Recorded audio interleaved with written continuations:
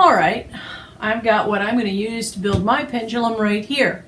I'm going to use a hanger to hang over the side of my kitchen bar, and that's what I'm going to tie my string to.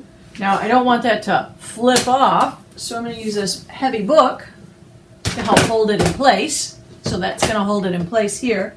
I'm going to cut off a piece of string,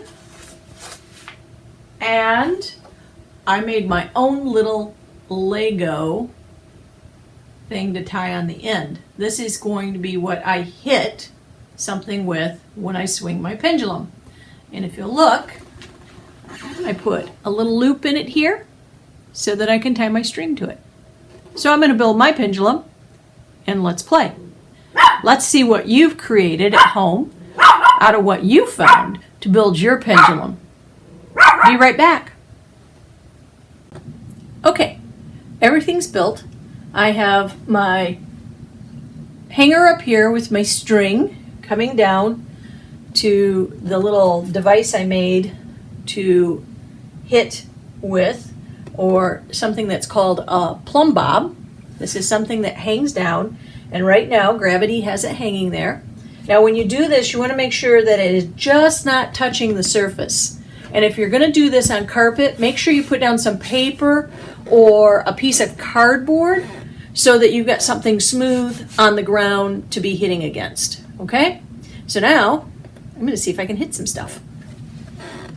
The dog will love this one. So I'm going to set this item right next to it. So when this is hanging freely, they're not touching. Ready? Let's see what happens.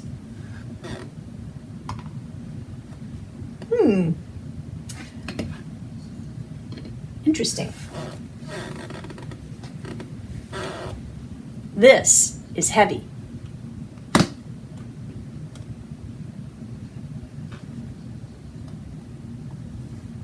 Ready?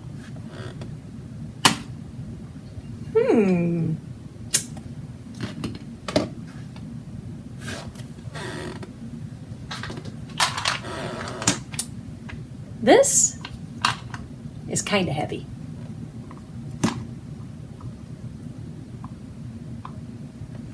Ready?